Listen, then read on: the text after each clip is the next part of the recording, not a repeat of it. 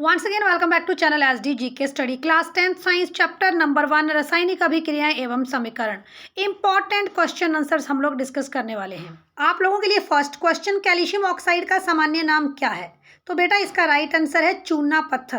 पर क्या आप लोगों ने कभी चूना देखा है? तो आपको इमेज में एक घर देख रहा है और इस घर की दीवारों के ऊपर चूना ही किया हुआ है। साथ में आप लोग चूने की इमेजेस भी देख सकते हैं। सॉलिड चूना को हम लोग क्रश करेंगे, इसमें पानी डालेंगे और इसके बाद इसे पेंट की तरह दीवारों के ऊपर हम लोग रंग कर सकते हैं। तो पुराने टाइम में चूना ही दीवारों के ऊपर किया जाता था बॉल पुट्टी की तरह। Second question, sodium hydrogen carbonate antacid का मुख्य संघटक क्यों होता है? सबसे पहले एंटासिड्स होते क्या हैं? आप लोग कभी शादी में जाते हैं या आप लोग कहीं बाहर खाना खाते हैं तो हम लोग अक्सर देखते हैं कि हमारे पेट में एसिडिटी हो जाती है, हमारे पेट में जलन हो जाता है। तो इसी जलन को दूर करने के लिए हम लोग खाते हैं एंटासिड। कुछ एक दवाएं आपने जरूर खाई होंगी, इसमें इनो, डाइजिन और गैसोफास्ट शामिल है। तो ये सारे क्या हैं? ये सारे ही आपके एंटासिड्स हैं। तो इसका राइट आंसर है सोडियम हाइड्रोजन कार्बोनेट एक क्षारीय पदार्थ है। यह हमारे पेट में उत्पन्न हुई एसिडिटी को दूर कर देता है। पेट में एसिड और क्षार के बीच में एक न्यूट्रलाइजेशन रिएक्शन होगा और पेट दर्द दूर हो जाएगा। अगला प्रश्न है, एक केमिकल रिएक्शन में अभिकारक और उत्पाद को किस तरह से दर्शाया जाता है? तो अभिकारक और उत्पाद को ठोस, द्रव, गैस और जलीय विलयन के रूप में दर्शाते हैं। अगर आपको उदाहरण दूं तो zinc plus copper sulphate, zinc और कॉपर सल्फेट ने आपस में कंबाइन किए, इसको हम लोग अभिकारक बोलेंगे। और दोनों ने रिएक्शन करने के बाद जिंक सल्फेट और कॉपर बनाया, इनको हम लोग उत्पाद बोलेंगे। तो SaCl और G ये पदार्थ की अवस्थाओं को दर्शाते हैं कि कौन सा पदार्थ सॉलिड में, लिक्विड में, गैस में या फिर पानी के एक सोल्यूशन के फॉर्म में प्रेजेंट है। अगला प्रश्न, क्या होता है जब मैग्नीशियम रिबन को वायु की उपस्थिति में जलाया जाता है? तो सबसे पहले इमेज में आप लोग सिल्वर कलर का मैग्नीशियम रिबन देख रहे हैं। अगर हम लोग मैग्नीशियम रिबन को ऑक्सीजन की उपस्थिति में जलाएं तो मैग्नीशियम ऑक्साइड बनेगा। क्वेश्चन नंबर 5, श्वसन को ऊष्माक्षेपी अभिक्रिया क्यों कहा गया है? पहले तो आप लोग सांस लेते हैं, सांस में ऑक्सीजन अंदर जाएगी लंग्स तक और लंग्स के बाद आपकी ऑक्सीजन मिक्स हो जाएगी ब्लड में।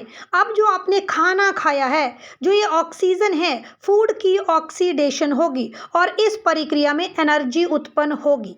यानी आपने जो फूड खाया है इसमें प्रेजेंट है कार्बोहाइड्रेट, प्रोटीन, फैट। तो कार्बोहाइड्रेट पचने में आसान है, ऐसे में आपने जो खाया उसका जो कार्बोहाइड्रेट है ये टूटेगा, ब्रेकडाउन होगा और इस प्रक्रिया में ऊर्जा उत्पन्न होगी। और जब इस प्रक्रिया में ऊर्जा उत्पन्न होगी, इसी कारण इस अभिक्रिया को हम लोग ऊष्माक्षेपी अभिक्रिया कहेंगे, क्योंकि ऊष्माक्षेपी अभिक्रिया भी एक ऐसी अभिक्रिया है जिसमें ऊर्जा निकलती है, ऊर्जा उत्पन्न होती है।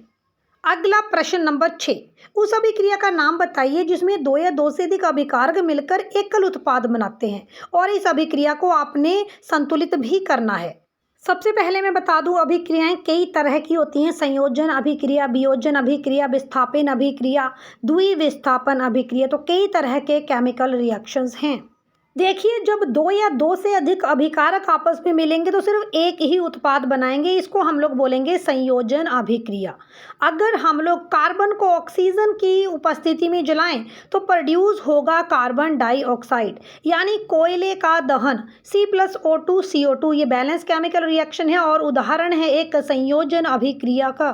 क्वेश्चन नंबर 7, वसा युक्त अथवा तेलीय खाद्य सामग्री को लंबे समय तक रखने के लिए पैकिंग थैली में कौन सी गैस को मिलाया जाता है? चिप्स के पैकेट तो आपने कभी ना कभी खाए ही होंगे। तो हमने देखा है चिप्स के पैकेट फ्लफी होते हैं और इनके अंदर कोई गैस भरी होती है। तो चिप्स के पैकेट यानी खाद्य सामग्री का ये पैकेट है और इसके अंदर भरी गई है नाइट्रोजन गैस। ऐसा क्यों किया गया है? ऐसा चिप्स को सुरक्षित रखने के लिए किया गया है। अगर हम लोग पैकेट्स के अंदर नाइट्रोजन गैस को भरते हैं तो इसे उपचयन की संभावना खत्म हो जाती है, यानी आपके जो चिप्स हैं इनके खराब होने की संभावना खत्म हो जाती है। चिप्स में किसी तरह का कोई स्मेल नहीं आएगा, ना ही तो ये चिप्स खराब होगा। तो इस तरह से थैली से ऑक्सीजन को हटाकर नाइट्रोजन युक्त किया जाता है, क्योंकि इससे उपचयन की संभावना खत्म हो जाती है, भोजन के खराब होने की संभावना खत्म हो जाती है और थैले यानी पैकेट में रखे हुए पदार्थ विकृत गंधित नहीं होते, उनमें बदबू नहीं आती, बुरी दुर्गंध नहीं आती, इसे खाना सुरक्षित रहता है। आई होप सारे क्वेश्चंस आप लोगों ने वेल अंडरस्टूड किए हैं। चैनल को सब्सक्राइब करें, वीडियो को लाइक शेयर जरूर करें। कौन से लेसन के क्वेश्चन आंसर आप लोग डिस्कस करना चाहते हैं कमेंट करके जरूर बताएं।